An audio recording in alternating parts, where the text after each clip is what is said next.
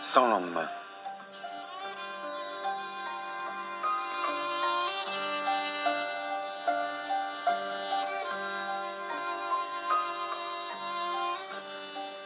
Plutarque, comment écouter? Que diriez-vous d'un homme qui, allant chercher du feu chez son voisin et trouvant la flamme si limpide, y resterait à se chauffer et ne songerait plus à retourner chez lui?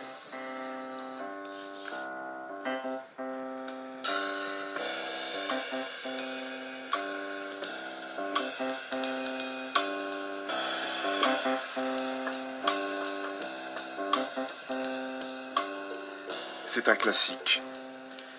La roue de la fortune accélère avant de prendre tout son temps pour s'arrêter soudain par surprise.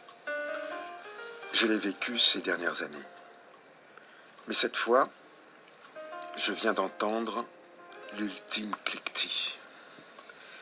Jusqu'au dernier moment, j'ai cru qu'on se ressaisirait dans les hautes sphères, qu'on comprendrait que l'erreur stratégique, dans ce cas particulier, se doublait d'une faute. En vain. Un mail envoyé à 7h45 ce matin, à l'heure de la confiture, en l'occurrence de la déconfiture, rompt tout espoir de dialogue. À partir de la rentrée, dès le 1er septembre, me dit-on, la grille de production des magazines frais de la chaîne s'arrêtera à minuit. La production quotidienne du jour au lendemain s'arrêtera donc le 4 juillet.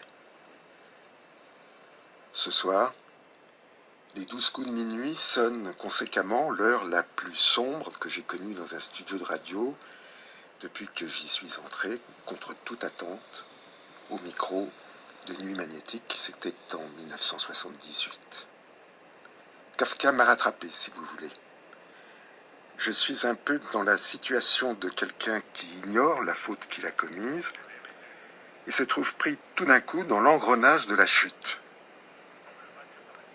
Quand on est invité dans le monde, écrit Kafka, il est clair qu'on franchit tout bonnement le seuil, qu'on monte l'escalier, et presque sans s'en apercevoir, tant on est plongé dans ses pensées.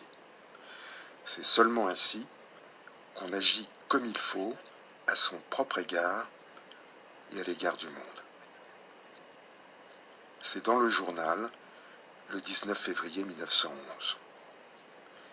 Le problème, c'est qu'un jour, il faut redescendre, car le monde, enfin le monde de la radio, ne fait pas de cadeaux. Il crie que l'heure tardive a assez duré en temps de détresse économique. C'est ce que dit sans le dire le mail de 7h45. Maintenant, il est temps pour moi de descendre les marches, ce qui est encore beaucoup plus difficile que de les monter, et de franchir le seuil dans l'autre sens, trop abasourdi cette fois, pour être plongé dans mes pensées. En un mot commençant, je vais devoir renoncer à ce qui a tant compté pour moi, notre rendez-vous de minuit, que j'ai fini par l'identifier à ma vie. Je vais devoir arrêter, baisser le rideau, m'engouffrer dans la cage de scène au projecteur éteint, un à un.